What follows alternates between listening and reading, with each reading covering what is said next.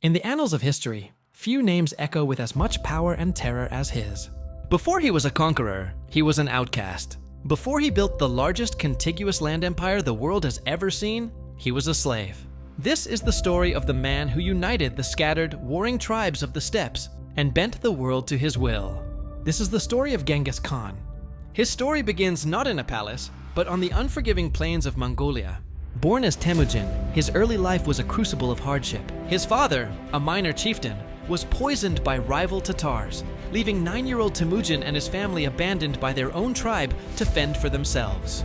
Cast out and hunted, they survived on roots and rodents, a stark lesson in the brutality of their world. The young boy was later captured and enslaved, forced to wear a wooden kange that restricted his every move. Yet, even in chains, his spirit refused to break.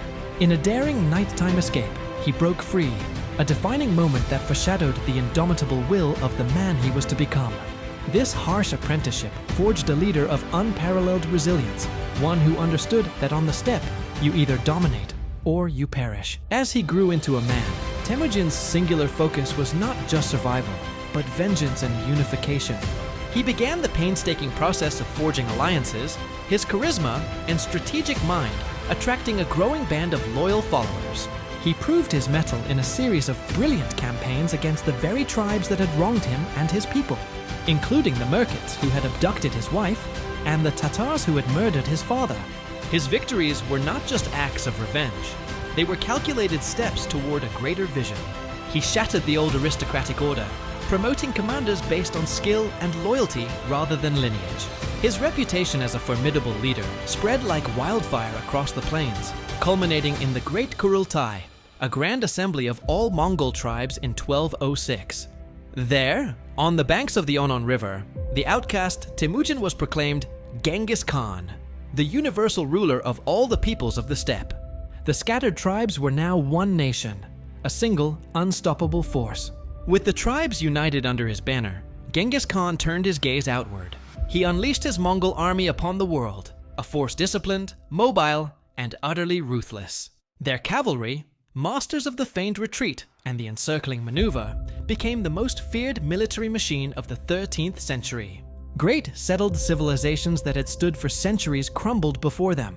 The mighty Khwarezmian Empire in Central Asia was annihilated, its cities razed to the ground in a campaign of shocking brutality.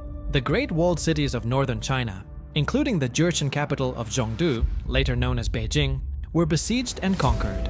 While his methods were undeniably savage, his rule was also marked by shrewd governance. He established a meritocracy, tolerated all religions within his empire, and created a written code of law, the Yasa, which brought order and stability to his vast domain. Though Genghis Khan died in 1227, his legacy was only just beginning. His sons and grandsons, following the path he had forged, expanded the empire until it stretched from the shores of the Pacific to the heart of Europe. This vast dominion ushered in an era known as the Pax Mongolica, or Mongol Peace. For over a century, the Silk Road, once a perilous network of routes, became a secure and bustling highway for trade and ideas. Gunpowder, the compass, and a printing technology flowed from east to west, while art, science, and culture flourished. From a despised outcast to the unifier of a nation and the architect of a world-spanning empire, Genghis Khan's impact reshaped the course of global history. He was a destroyer of worlds and the creator of a new one, a conqueror whose shadow still looms large over the map of the modern world.